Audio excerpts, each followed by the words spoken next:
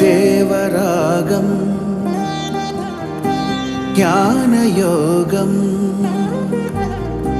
వ్యాసపీఠం బహువేదశాస్త్రం బోధామృతహిత శ్రీమన్నారాయణం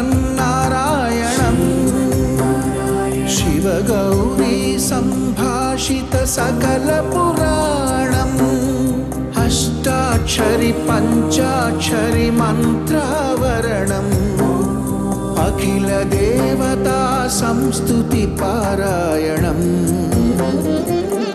జయ మంగళకరమీ ప్రవచన శ్రవణం అనుదినము శుభము సుఖము జీవన గమనం దేవరాగం జ్ఞానయోగం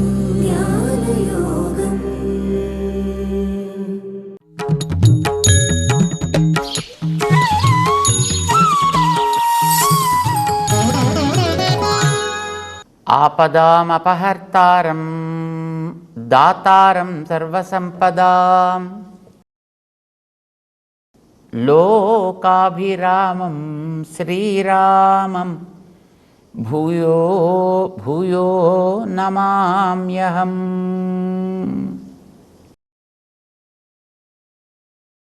జయ శ్రీమన్నారాయణ. ప్రియ భగవద్బంధులారా,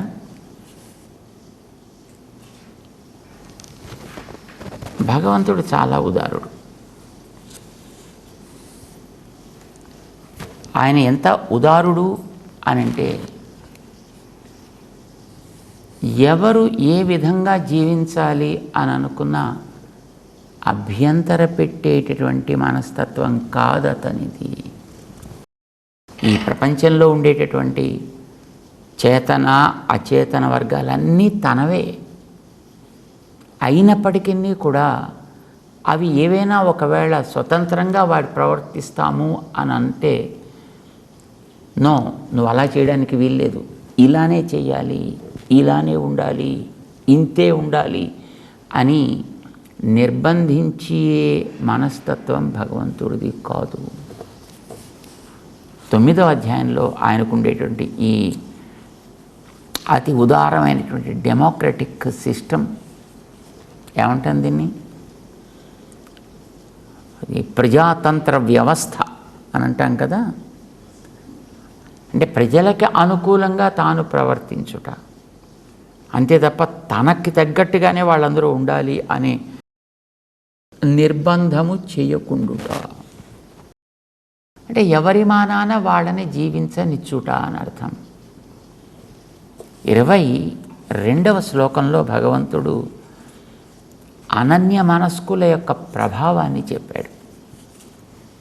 తనని ఉపాసన చేసేటటువంటి వ్యక్తులకి, భక్తులకి కలిగేటటువంటి లాభం చెప్పి వాళ్ళ యొక్క ప్రశంస తను చేశాడు ఆయన. దాంట్లో వాళ్ళు చేయవలసిన, ఆచరించాల్సిన, ఆదరించాల్సిన ఉపాయం ఏమిటి? భగవంతుడే. ఎంత సులభంగా ఉంటాను అనే విషయాన్ని ఆయన చెప్పాడు.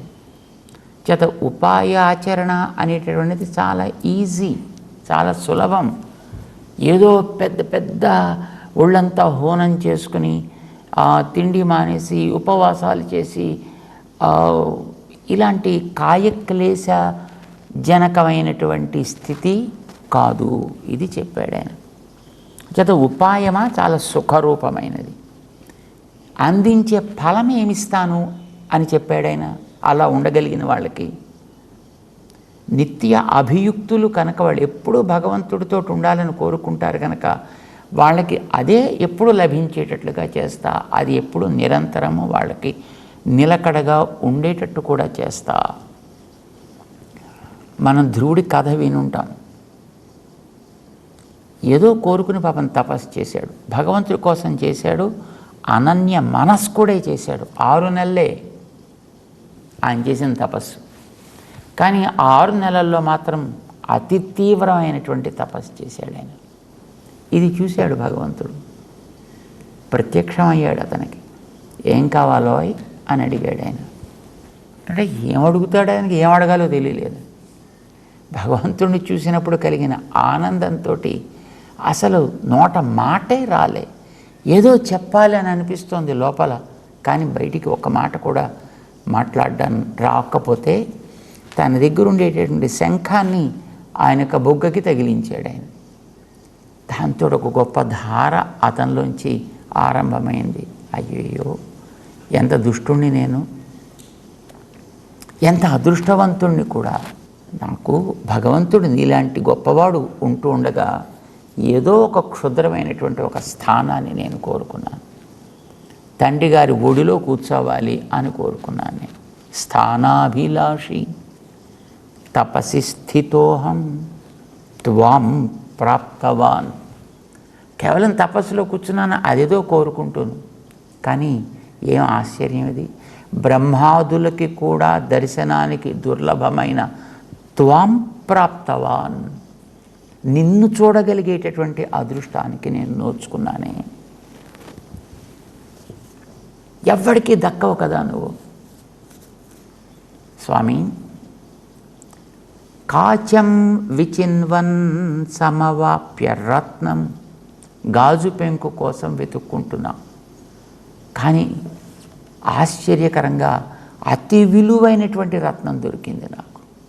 నువ్వు దొరికావు కదా, దేవ మునీంద్ర గుహ్యం, నిన్ను నేను లభించాను కదా. అంచేత స్వామిన్ కృతార్థోస్మి, ఇంక నాకు కోర తగినవంటూ ఏవి లేనే లేవు. వరం న యాచే, ఇంకా వరాలే ఉంటాయి నాకు, నువ్వే సాక్షాత్తు కనిపించినప్పుడు. అంచేత నాకు ఇంకా అడగాల్సినట్టు ఏమీ లేవాయా అని చెప్పేశాడు ఆయన. కానీ ఇతని స్థితి భగవంతుడికి తెలుసును కనుక ఇతనికి కోరుకున్నటువంటి ఆ రాజ్య ఆసనాన్ని ఇచ్చి ఎంతవరకు నువ్వు పాలించగలుగుతావో అంతవరకు చక్కగా పాలించగలిగే శక్తి నీకు ఇస్తున్నావు.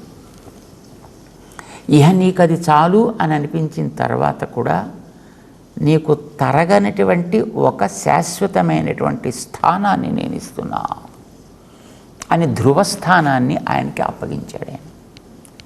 ఇప్పటికి కూడా ఆయనకి ఇచ్చినటువంటి స్థానం పదిలంగా అలానే ఉన్నది అని మన వాళ్ళు మనకి నార్త్ స్టార్ని చూపిస్తుంటారు. ఉత్తరపు దిక్కులో ఉండేటటువంటి ధ్రువతార అని అంటారు కదా. ఆ ధ్రువతార ఎప్పుడు కదలదు, మారదు.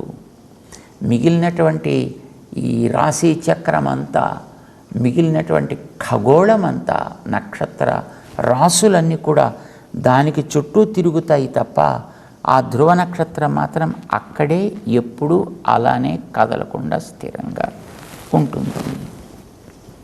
అలాంటి స్థితిని ఆయనకి కలిగించాడు ఆయన. అంచేత ఇచ్చే ఫలం భగవంతుడు అనుగ్రహిస్తే అది శాశ్వతమైనటువంటి ఫలాన్ని అనుగ్రహిస్తాడు ఆయన. ఉపాయం సులభం, లభించే ఫలం చూస్తే శాశ్వతం. పోనీ శాశ్వతమైన ఫలం లభించినా ఏదో ఆత్మసాక్షాత్కారంలాగా అదేదో ఊబిలో ఉండేటటువంటి అల్పానందం కాదు, అది నిర్దుష్టమైనటువంటిది. అందులో ఏ రకమైనటువంటి దోషములు కూడా చూపటానికి వీలు లేనిది మంచిది. ఎలా ఉంటుంది? నిరతిశయ ఆనంద స్వరూపం అది. దాంట్లో ఎప్పుడు వాడికి ఆనందానికి కొరత అనేది లేనటువంటి ఒక స్థితి. ఇది ఆయన అనన్యాశ్చింతయంతో మాం అనేటటువంటి ఒక శ్లోకంలో మనందరికీ ఆయన ప్రసాదించినటువంటి వరం ఇది. చాలా గొప్ప వరం అది.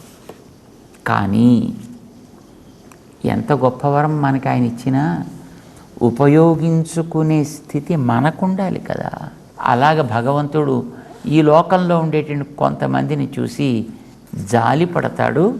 23వ శ్లోకంలో చూడండి ఒకసారి, 9వ అధ్యాయం 23వ శ్లోకం.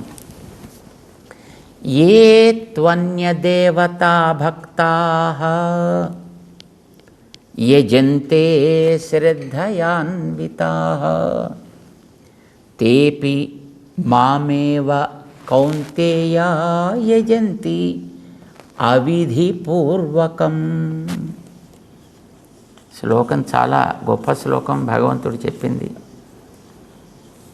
కానీ ఎంతమందికి మనసుకి అది తెలుస్తుందో, ఎంతమంది దాన్ని సవ్యంగా అర్థం చేసుకోగలుగుతారో మనకి తెలియదు. కానీ మనం అర్థం చేసుకునే ప్రయత్నం అయితే చేద్దాం. ఏ త్వన్య దేవతా భక్తా, భగవంతుడు చెప్తున్నాడు, అన్య దేవతా భక్తా. లోకంలో చాలామంది దేవతలు ఉన్నారు. భగవంతుడు ఎప్పుడూ ఒక్కడే. కానీ చాలామంది దేవతలు, 33 కోట్ల మంది దేవతలు ఉన్నారు. ఇది మనం వినుంటాము. అందులో కొంచెం సీనియరిటీ, కాస్త పెద్దరికం కలిగినటువంటి వాళ్ళు కొందరు ఉంటారు. అందరినీ కూడా మొట్టమొదట సృష్టి బాధ్యత తీసుకునేటట్లుగా తయారు చేసి పెట్టినవాడు ఒక ఆయన, చతుర్ముఖ బ్రహ్మ. ప్రళయాన్నంతటినీ కూడా చేసే బాధ్యత అప్పగించినటువంటి రుద్రుడు. ఆయనకి రకరకాల పేర్లనే పరమశివుడు అంటారు, మరొకటి అంటారు.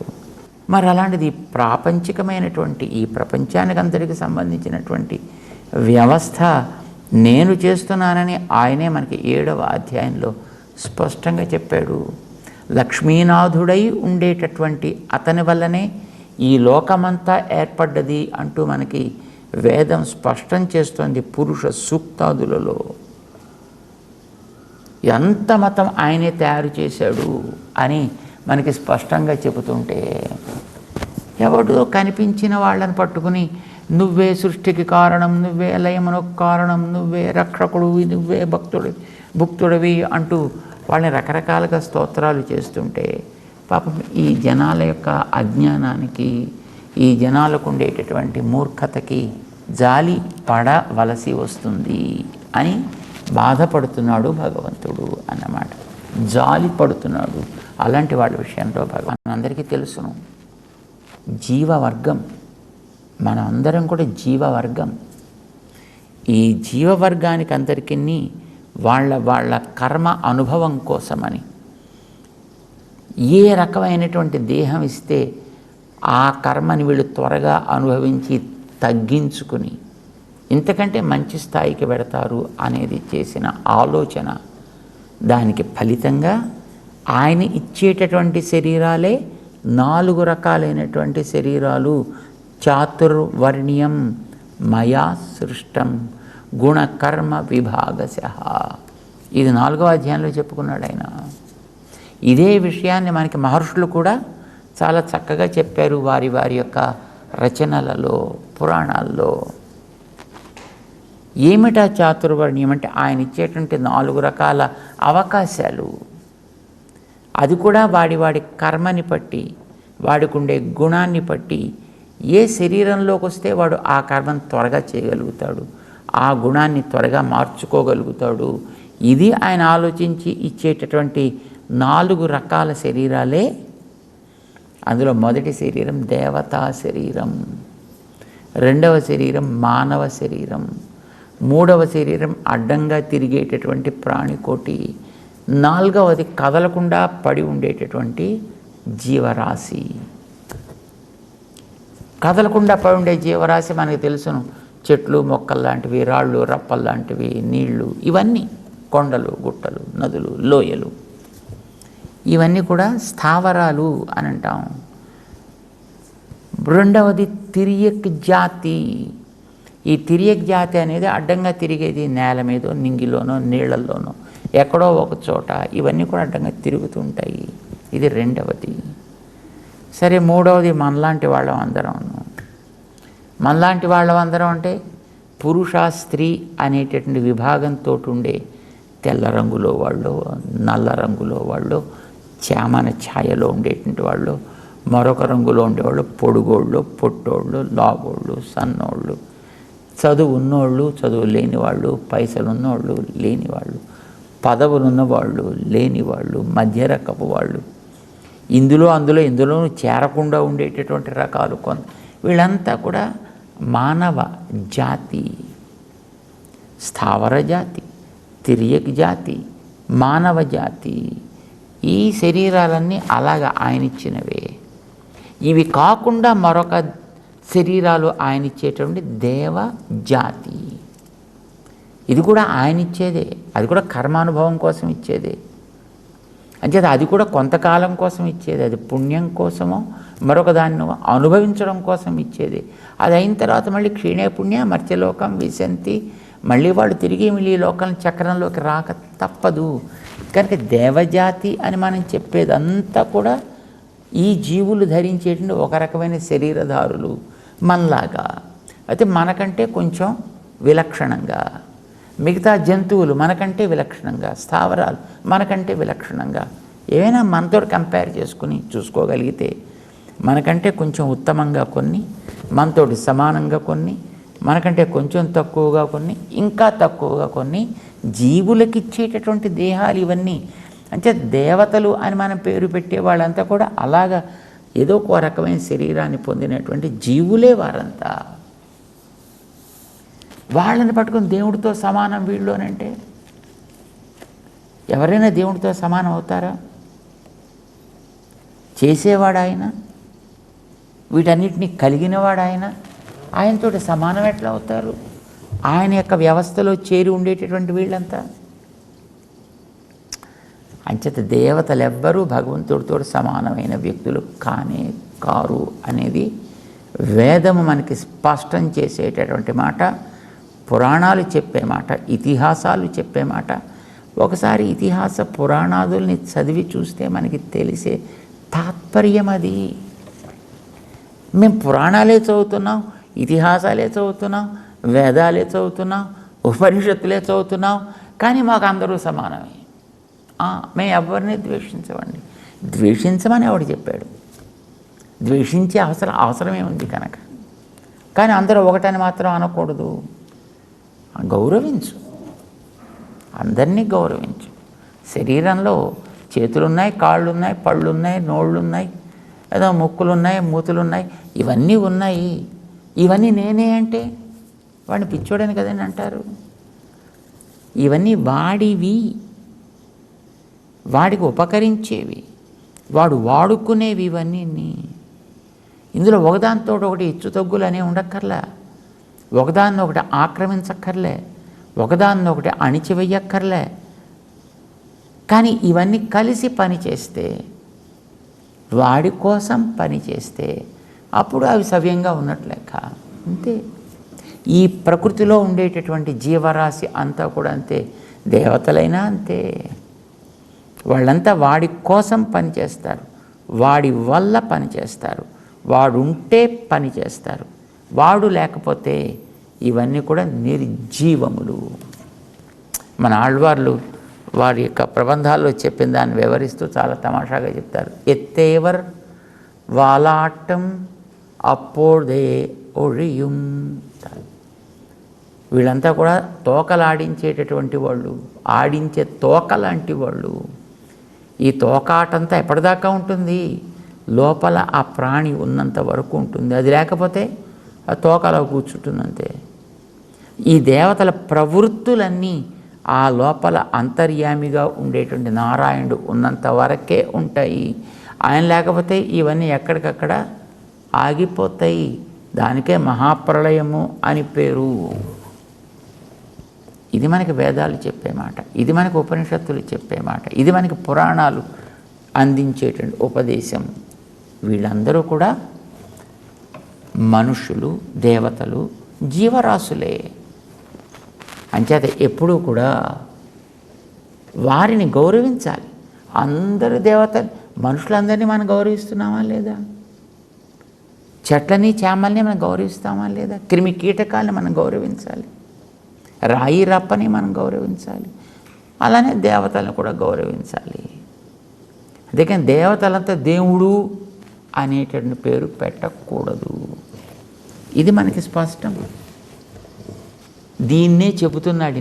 ఏతు అన్యదేవతా భక్తా, ఎవరైతే అనేక రకాలుగా ఉండేటటువంటి దేవతలు ఉన్నారో వారి యందు భక్తి కలిగి, వారి యందు ప్రేమ కలిగి, వారి యందు ఆరాధ్య భావం కలిగి శ్రద్ధయా అన్వితా, మంచి విశ్వాసంతో వాళ్ళ మీద, వాళ్ళనే మనం కోరుకోవాలి, వాళ్ళనే మనం ఆరాధించుకోవాలి, వాళ్ళనే పూజించుకోవాలి, వాళ్ళ ద్వారానే లాభాలు పొందాలి అని అనుకుంటారో అర్జున, తేపి వాళ్ళు కూడా మామేవ యజంతి, వాళ్ళు కూడా నన్నే పూజ చేస్తున్నారు. వాళ్ళు వేరే దేవతలు అనేవాళ్ళు కూడా నాలో ఒక భాగమే కదా. అంగాన్యన్య దేవత, వేదం స్పష్టంగా చెప్పింది ఈ మాట. కనుక వాళ్ళు నన్నే ఆరాధన చేస్తున్నారు. కానీ అవిధిపూర్వకం, విధిని వదిలిపెట్టి, క్రమాన్ని వదిలిపెట్టి, నియమాన్ని తప్పి వాళ్ళు చేసేటటువంటి పని అది అవిధిపూర్వకం. అంటే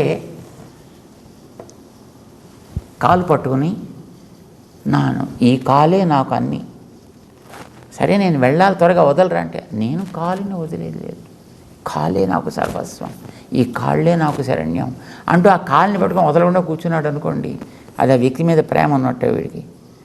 ప్రవిభాగవృత్తం, అసలు ఈ ప్రపంచం అంతా ఎవడి వల్ల ఏర్పడ్డదయ్యా, ఎవడి యందు నిలబడి ఉంటుంది, ఎవడు దీనికి ఉండే సంపదకంతటికి మూలము, ఎవడు ఆశ్రయణీయుడు, ఎవడు పురుషోత్తముడు, పుండరీకాక్షుడెవ్వడు, వేదములు మనకి ఆశ్రయణీయుడని చెప్పేటటువంటి పుండరీకాక్షుడెవడు, లక్ష్మీనాథుడెవడు చెప్పండి. వైదము చదివిన వాడెవ్వడైనా కానీ, వేదమునందు ప్రమాణ బుద్ధి కలిగిన వాడు ఎవ్వడైనా కానీ, హే నారాయణ, ఆయన స్పష్టంగా అడ్రస్ చేస్తున్నారు ఆయన. హే నారాయణ, వేదములు స్పష్టం చేస్తున్నాయి, సర్వశబ్దములు నారాయణుని యందు పర్యవసించును అని. అలాంటి నారాయణుని తనకి సహజంగానే ఏర్పడ్డటువంటి స్వాభావిక అనవధికాతిశయ ఈశితృత్వం, ఈ జగములని ఏలుకొనేటటువంటి స్వభావం ఎవడో ఇస్తే వచ్చింది కాదు, మధ్యకాలంలో వచ్చి మధ్యకాలంలో పోయేది కాదు. స్వాభావికము అనవధికము కూడా. స్వాభావికం అంటే సహజంగా వచ్చింది, అనవధికం అంటే ఒకనాడు వచ్చిపోయేది కాదు, ఎప్పుడూ ఉండేది.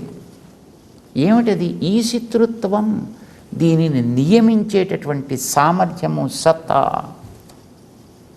దీన్ని నారాయణ త్వయి నమృష్యతి వైదిక కహ, వాడే కనుక వేదం మీద ప్రమాణ బుద్ధి విశ్వాసము ఉన్నవాడైతే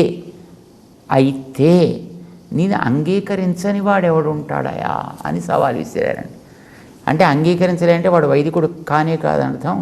వాడు చదివినటువంటి వేదముల రాసంతా గాడిద మోసేటటువంటి కస్తూరి బస్తాల్లాంటిది, గాడిద మోసే చందనపు కట్టెల లాంటిది అని అర్థం. వాడికి ఎందుకు ఉపయోగపట్టలేదు అని అర్థం. కేవలం వాడికి ఏదో తాత్కాలికంగా పైసలు సంపాదించుకోవడానికి, తిండి తినడానికి పనికొస్తోంది తప్ప వాడికి జ్ఞానాని కోసం, ఉజ్జీవన కోసం అది పనికి రావటం లేదు అని అర్థం. వేదము చెప్పేటటువంటి పరతత్వం శ్రీమన్నారాయణుడు. మిగతా దేవతలతో ఆయన అంగములు చేత అంగమును మనం పట్టుకొని అంగిని మనం కాదంటే, లేదు అంగమును పట్టుకొని అదే వ్యక్తి అంటే, కాలు పట్టుకుని వీడే వ్యక్తి అని అంటామా? కాలు పట్టుకుని వ్యక్తి అంటాం. కాలు వ్యక్తిలో ఒక అంగం, ఒక భాగం. కానీ అది వ్యక్తి కాడు, వ్యక్తిలో భాగం తప్ప. ఎందుకంటే వ్యక్తి అందులోంచి ఒకనాడు బయటకు వచ్చేస్తాడు. అప్పుడు దీనికి జరిపే సంస్కారములు వేరు. అప్పటికి కాలు అక్కడే ఉంటుంది, అప్పటికి చెయ్యి అక్కడే ఉంటుంది, అప్పటికి దేహంలో భాగాలన్నీ అక్కడే ఉంటాయి. కానీ అప్పుడు వాటిని ఆరాధన చేయరు. ఆ వ్యక్తి ఉన్నంతవరకే వాటికి ఆరాధ్యత్వం. ఆ వ్యక్తి లేకపోతే ఇవన్నీ కూడా కేవలం శవప్రాయములు. శవప్రాయాలు కాదు, శవాలే. అంచేత ఇవేవి కూడా ఆయనని వదిలితే ఉండేవి కావు. అలాంటిది పట్టుకుని ఆయనతోటి ఇవన్నీ సమానం అనంటే, లేదు ఇవే మనకి అన్నీ చేస్తాయనంటే, ఇవే ఆయనకు కూడా కారణం అంటే, అంతకంటే మూర్ఖత అనేది మరొకటి ఉండదు. అందుకోసమే కృష్ణుడు దాన్ని స్పష్టం చేస్తున్నాడు. ఎవరైతే అట్లాగా చేస్తారో తేపి మామేవ కౌంతేయ యజంతి, వాళ్ళు కూడా నన్నే ఆరాధన చేస్తున్నాడు. నువ్వు కాలికో పువ్వు వేసినా కాలు దాన్ని స్వీకరించదు, కాలు కలిగిన వ్యక్తి దాన్ని స్వీకరిస్తాడు. కానీ అది గుర్తించక కాలు వరకు మాత్రమే పరిమితం చేసేటటువంటి వ్యక్తుల యొక్క ప్రవృత్తి విధిని మర్చిపోయారు, క్రమాన్ని తప్పారు అని అర్థం అన్నమాట. అందుకోసమే వాళ్ళు చేసేటటువంటిదంతా కూడా అవిధి పూర్వకం మామేవతే యజంతి అని భగవంతుడు ఈ లోకంలో ఉండేటటువంటి రకరకాల ఆరాధనలు చేసే వ్యక్తులకి వారి యొక్క సహజ స్వభావం ఏమిటి అనే దాన్ని స్పష్టం చేస్తూ ముందుకు సాగుతాడు 9వ అధ్యాయంలో. అందుకే 9వ అధ్యాయం కీలకమైనటువంటి అధ్యాయం. తెలుసుకునే ప్రయత్నం చేద్దాం. జై శ్రీమన్నారాయణ.